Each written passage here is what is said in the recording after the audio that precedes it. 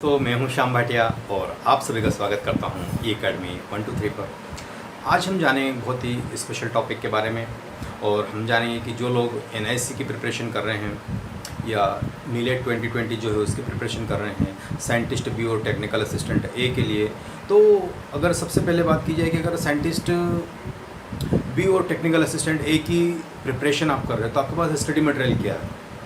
Study material क्या है और अगर वो स्टडी मटेरियल है भी सही तो उसके अंदर क्या क्या चीज़ें आप पढ़ रहे हो और पढ़ भी रहे हो तो कितना डेप्थ तक पढ़ रहे हो। ये सारी चीज़ें आज के इस वीडियो में अपन जानेंगे और मैं कुछ चीज़ें आपके साथ और भी शेयर करूँगा जो आपकी स्टडी को बूस्ट अप करेंगे। ठीक है, तो वीडियो के अंत तक बने रहिएगा ताकि सारी जानकारी आप तक ट्रांसमिट हो सके। मैं हूँ श्याम भाटिया और वीडियो को बिना टाइम वेस्ट किए स्टार्ट करते हैं। देखो, सबसे पहले तो आपको ये तय करना है कि आपका रिसोर्सेस क्या है। आपका साधन क्या है जिसके आधार पर आप तैयारी कर रहे हैं। तो सबसे पहले तो आप एक ऑथेंटिक बुक या वो बुक जो करंटली अफेयर्ड हो या फिर मीन्स यूँ कहना चाहिए कि अभी अभी लेटेस्ट प्रिपेयर हुई है, उसके अंदर कुछ करंट अफेयर्स या जो नई नई टेक्नोलॉजीज ऐड हुई है वो भी उसके अंदर समावेशित हो, इंक्लूडेड हो। तो ये कैसे, तो इंग्लिश मीडियम में मैंने अब तक 3 पीडीएफ बुक निकाल चुका हूँ।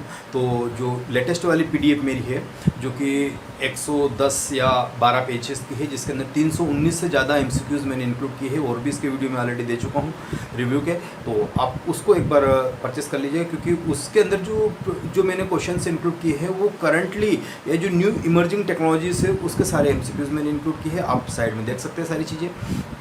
तो किस प्रकार से हम एक बुक परचेस करें, किस प्रकार से उसके अंदर थ्योरी होनी चाहिए, किस प्रकार से उसके अंदर एमसीक्यू होने चाहिए और थ्योरी बेस्ड एमसीक्यू और वो भी एग्जाम ओरिएंटेड, चाहे वो सिक्योर प्रोग्रामिंग की बात हो, चाहे वो सिक्योर प्रोग्रामिंग की बात हो या फिर हम बात कर सकते हैं। अब आप कहेंगे सिक्योर प्रोग्रामिंग क्या होती है। सिक्योर प्रोग्रामिंग वो होती है कि अगर आप किसी वेबसाइट का लॉगिन पेज डिज़ाइन करते हैं या रजिस्टर पेज डिज़ाइन करते हैं तो उसके अंदर कुछ लूप होल्स नहीं छूटनी चाहिए, कुछ कमियां, कुछ वल्नरेबिलिटीज़ नहीं छूटनी चाहिए। अगर वो छूट जाती है तो फिर कोई भी उस पर जो हैकर होता है वो अटैक कर सकता है। तो इस प्रकार से जो पहला ही ऑप्शन साइड में देख सकते हो सिक्योर प्रोग्रामिंग के बारे में उन्होंने दिया हुआ है, तो वो मैंने पूरा उसमें 100 से ज़्यादा एमसीक्यू मैंने इंक्लूड किए। फिर आपके पास आता है ओवास्प। Open web application security project जो होता है वो उसके अंदर सारी चीज़ें टॉप 10 वल्नरेबिलिटी की भी मैंने चर्चा की है इसकी, और वल्नरेबिलिटी क्या होती है और वो भी टॉप 10 वल्नरेबिलिटी 2017 ओवास्प में क्या होती है, ये सारी चीज़ें मैंने उसकी जितने भी पॉसिबल एमसीक्यूज होते हैं लगभग वो भी मैंने 70-80 या 100 से अधिक एमसीक्यू मान लीजिए इन डायरेक्टली और डायरेक्टली मैंने 70-80 85 या 86 एमसीक्यू ओवास्प पर ही मैंने प्रिपेयर किए हैं, ताकि इससे क्योंकि पार्टिकुलरली जो हमारा एनआईसी का सिलेबस है उसके अंदर वो चीज़ दे रखी है, तो जाहिर सी बात है कि आप उस चीज़ को भी लीजिएगा और आप इजीली पढ़ सकते हो और उसके रिलेवेंट थ्योरी भी ली है।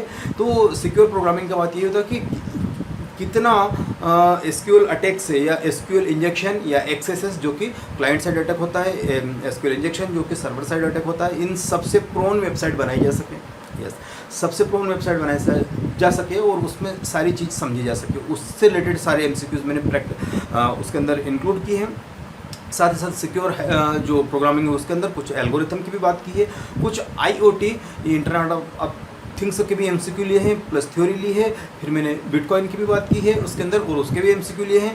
इस प्रकार से सारे एमसीक्यू, चाहे हम बात करें इमर्जिंग टेक्नोलॉजीज़ की जितनी भी हम बात कर पाते हैं, चाहे वो आईओटी की बात हो, चाहे वो आर्टिफिशियल इंटेलिजेंस की बात हो, चाहे वो मशीन लर्निंग की बात हो, चाहे वो डीप लर्निंग की बात हो, तो इन सभी टॉपिक्स के एमसीक्यू मैंने इंक्लूड किए हैं उसमें। और आप अगर इंग्लिश मीडियम से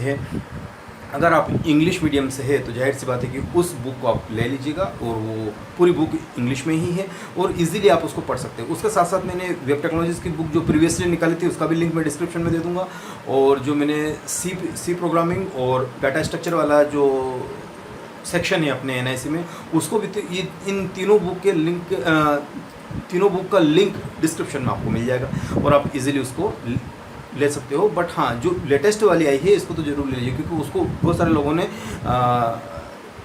ली भी है और उस पर प्रैक्टिस भी कर रहे हैं, और इससे रिलेटेड कोई भी कन्फ्यूज़न आता है आप मुझसे संपर्क कर सकते हैं। तो ये सारी चीज़ें आज हमने इस वीडियो में जानी, और इस ई बुक का जो कंटेंट होगा, सारा कंटेंट जो होगा बिल्कुल प्योरली आपको एग्ज़ाम ओरिएंटेड मिलेगा। थ्योरी भी और सारा डायग्राम और सारी चीज़ें जो होती है वो सब इसके अंदर रह पाएगी। तो ये अगर हम कहें इसको कि क्या एनआईसी के लिए सबसे अप्रोप्रिएट है, ये सबसे अप्रोप्रिएट, क्योंकि ये उसको ध्यान में रखकर ही बनाई गई है। तो ये कुछ बातें थी जो आप इजीली इसको ले सकते हैं। ये वीडियो यहीं तक का। अगर वीडियो अच्छा लगा हो तो लाइक और शेयर करना ना भूलें। थैंक यू, बाय बाय, मिलते हैं नेक्स्ट वीडियो में।